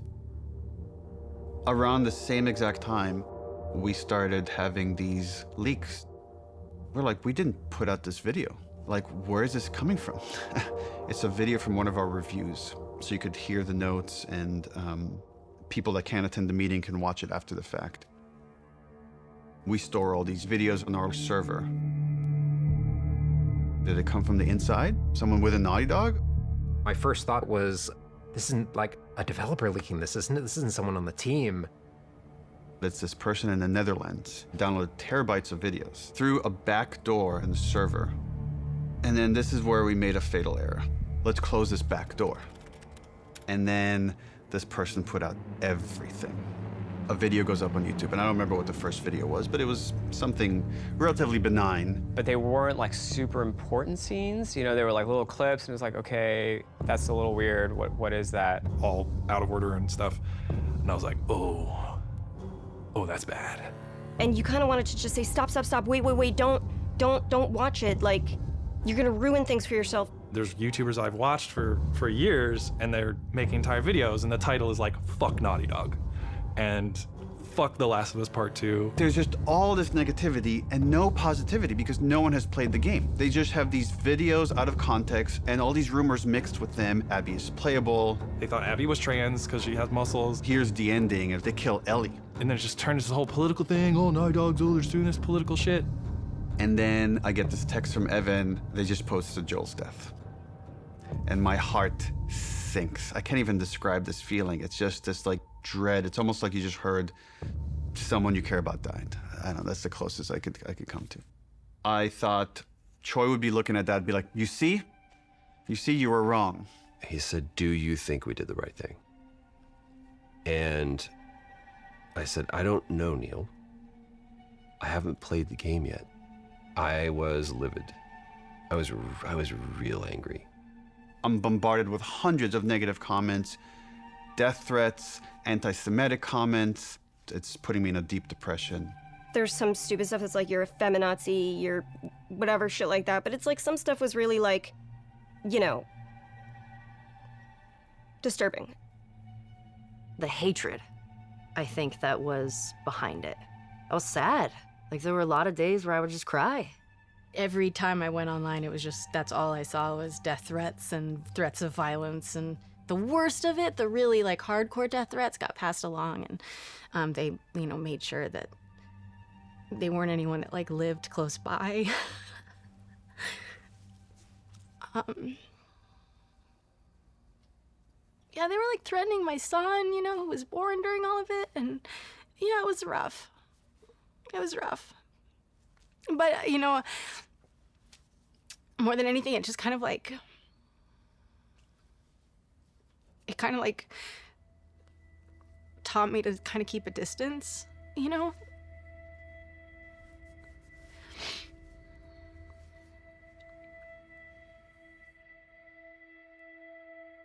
this thing that I spent 4.5 years on, it's kind of getting violated. And then for 2 months before release, there's like nothing you can do. You can't release the game sooner because it's not done yet.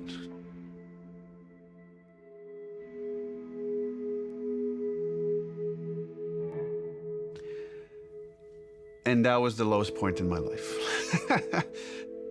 I'm working on the game towards the end at home by myself, feeling very alone. And I said, who am I doing this for? Like, why, it's too much. And I barely squeaked by. And then we were able to finish it. And, we sent it to reviewers, and reviews are through the roof.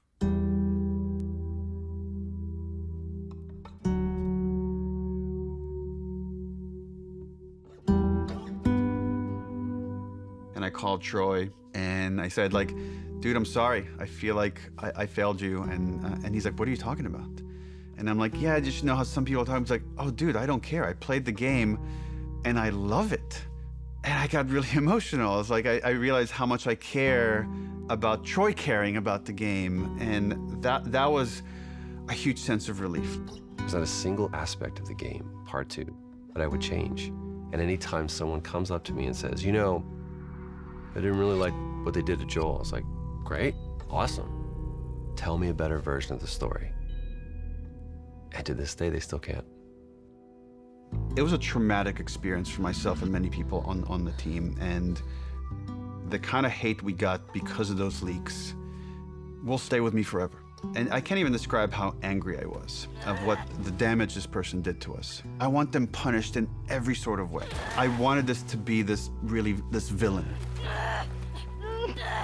And this person is like, in their 20s or whatever. They live with their parents. And it's a fan. And then when we delayed the game indefinitely, this is what they said, is like, I wanted to force Naughty Dog's hand. I wanted to force them to release the game. So I thought if I just put out all the videos, eventually they'll put out the game, which again was never an option for us. And I remember sitting there, sitting in my anger, and then slowing down and just saying, okay, if anybody should take the lesson from Last of Us Part 2, it should probably be us. Just let it go.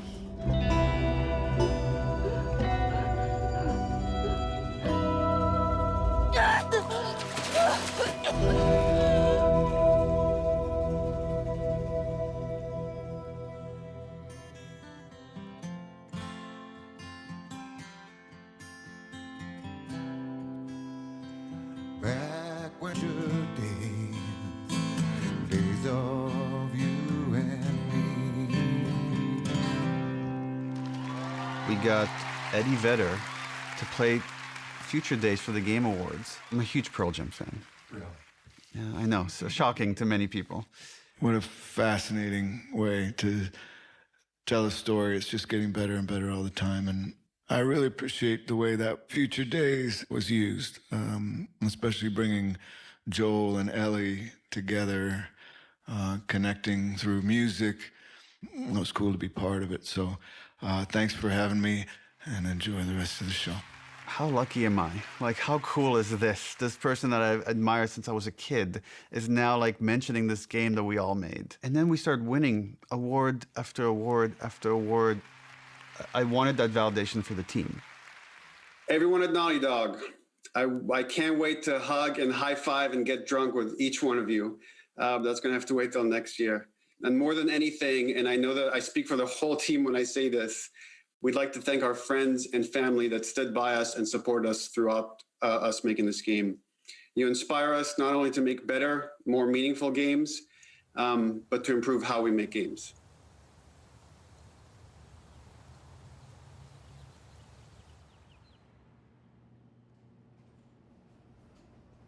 The pandemic kind of brought up that question of health and mental health. Are we developers that are going to stay at the studio and have full careers? How do we make this sustainable? I chuckle in retrospect, just how absurd the failure of trying to alleviate crunch was. If you have great processes and you're super organized, that doesn't fix crunch. What that does is it allows you to make a bigger game. We read the postmortem feedback for The Last of Us 2, and it was really, really upsetting to see what coworkers had gone through. So we were highly motivated to try to figure out how to fix it. Everything about our workflows were already being upended with remote work and everything, so it's like, okay, well, yeah, we gotta do this now. And we knew that to make the real changes we did, it would take the entire studio working together. We now have the goal for Naughty Dog to eliminate crunch. The only thing that fixes crunch, the only thing, is just deciding that you're not going to crunch. When we onboard people, we tell them, you know, we have a reputation as a studio for crunching, and it's something we don't want. And it's something we're not going to do anymore. First, we had to do, what is crunch? Let's define it. Because when you just look at hours, that turned out to be too simplistic. It's a multitude of factors. It's not just like one thing. It's not just, oh, because of this is what's causing crunch. It's literally like so many of these little things. How do we make sure no one at Naughty Dog burns out? You know, every couple of months, we send out a 90-second questionnaire that goes, are you worried about your workload? Are you worried about having to work overtime? If you feel like I'm overburdened with work, you have to tell somebody. We used to, as a studio, when we were getting close to shipping a game, bring in dinners for the whole studio.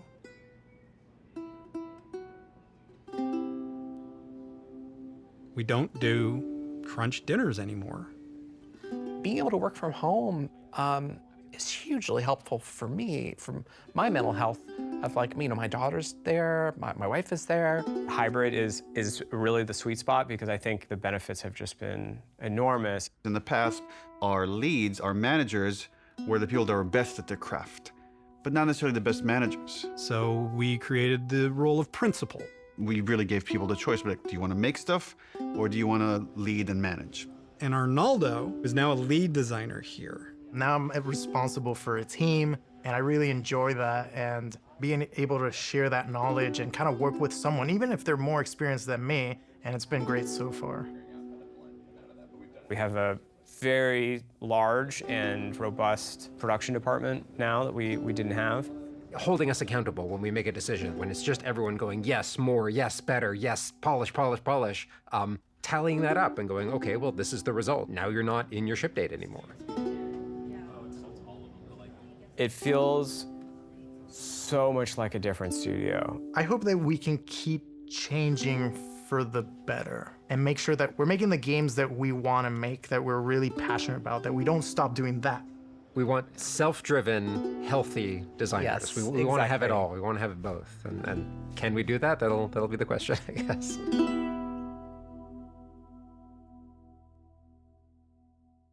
The HBO's thing has been a wild ride.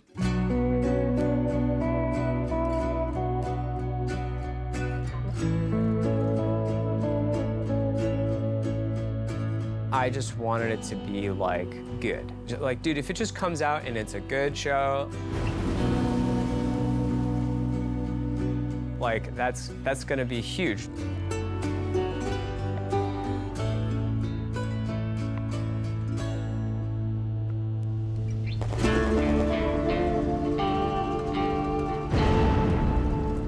I'm sure it will be very different when I actually see Abby being portrayed. That will be so weird. I can't imagine what Ashley and Troy must be feeling. Specifically because Ellie is a part of my heart. In some ways, it was really hard. I feel like Bella was the only person who could play her because I feel like she is Ellie. There's a part of me that's like weirdly protective of her. I remember when Neil told me, like, we found Joel. I was like, he wasn't missing.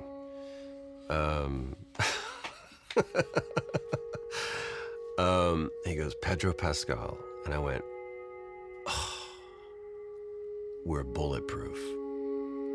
It felt like Craig and Neil together saw that this was a story about humanity, and they made it a story about humanity.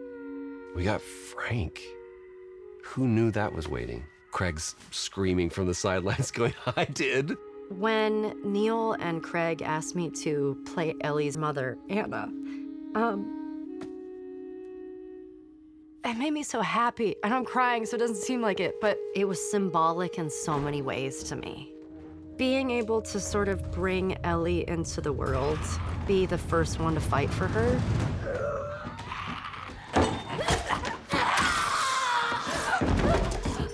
It breaks my heart. It felt like on the other side, we could get this story to people that will never play a video game. My mom is watching the show, and like, she can enjoy this story and she can be a part of it. And she's so excited I'm working on season 2 and getting to see that. I love this idea that someone could watch the show and then realize, wait, that's based on a video game? And come back and check out the game and then realize, oh, there's like all these rich games, AAA, indie, and all sorts of stories that are really unique to this medium.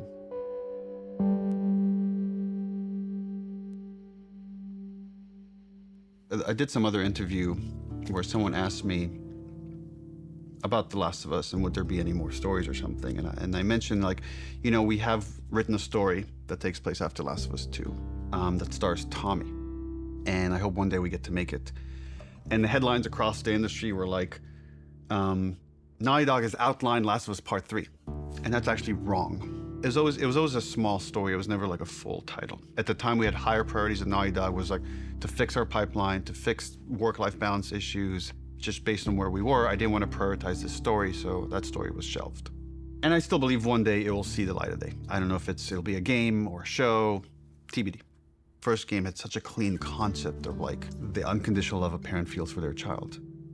The second one, once we landed on this idea of the pursuit of justice at any cost, justice for the ones you love, it felt like, oh, there's a clean concept here, and there's a through line from the first game about love. If we never get to do it again, this is a fine ending point. And right, last bite of the apple, the story's done. The great thing about working at Naughty Dog is that we don't have to. It's always like, we would love another Last of Us, but if you guys feel like we're passionate about something else, we'll support this other thing. Very privileged position to be in. I never take that for granted. I've been just thinking about, okay, is there a concept there? And for now years, I haven't been able to find that concept. But recently that's changed. And I don't have a story, but I do have that concept that to me is as exciting as 1, as exciting as 2, is its own thing, and yet has this through line for all 3. So it does feel like there's probably one more chapter to the story.